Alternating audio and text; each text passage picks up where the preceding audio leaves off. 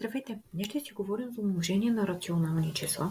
В общи линии ще кажем 3 правила и ще разгледаме 5 задачи, по-скоро примерчета, така че изключително семпли неща. Тоест ще кажем как умножаваме числа с различни знаци, как умножаваме числа с едни и същи знаци и съответно едно правило на знаците, което много ще ни помага при решаването на самите задачи. Така че, хайде започваме направо дори и с първото правило. Когато умножаваме две рационални числа с различни знаци, се получава отрицателно число, чието модул е равен на произведението от модулите на числата, които умножаваме. И така, това сложно нещо, в крайна сметка, нека да го видим като първата задача. Имаме минус 12 да умножим по 4. В случая какво трябва да направя? Да умножа модулите на числата, т.е. 12 и 4 и да поставя знак минус. Ето и самият резултат, т.е. минус 48. Това беше нещо от сложните неща, което е изключително семпо. Хайде да ги видим, когато са подредени по обратния начин. Т.е. имаме да умножа положителното число 8 с отрицателното число 7. Хайде отново използваме правилото. Умножавам модулите на числата 8 по 7 и съответно поставям знак минус и в резултат се получава минус 56. Видяхме как умножаваме числа с различни знаци. Нека да видим правилото за умножаване на числа с еднакви знаци, т.е. две рационални числа с еднакви знаци, като ги умножим, получаваме положително число, което е равно на произведението от модулите на числата.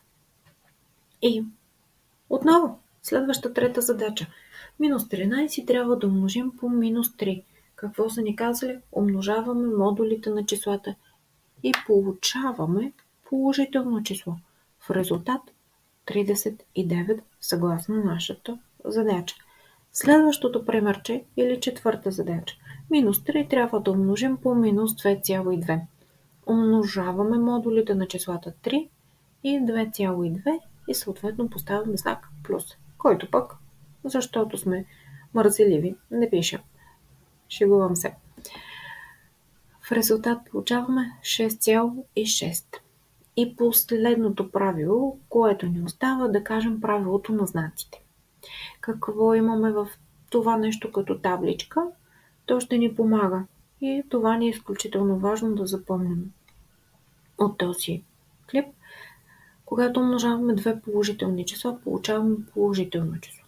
Когато умножаваме две отрицателни числа, получаваме положително число.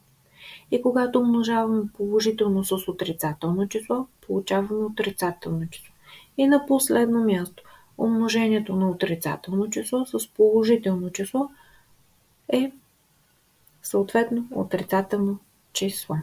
Хайде като използваме това правило да видим една последна задачка. Ако хикс ни е равно на минус 2, да пресметнем а, което ни е равно на 3 по хикс. Какво означава да направим? Т.е. на мястото на хикс ще поставим минус 2 и ще извършим съответно умножението. Нека да видим какво ще се получи.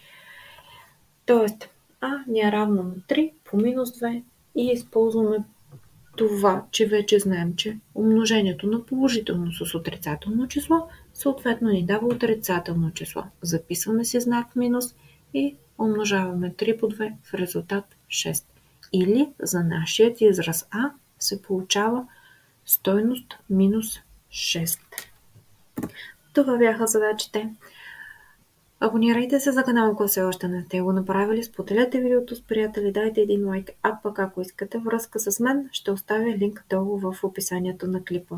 Чао!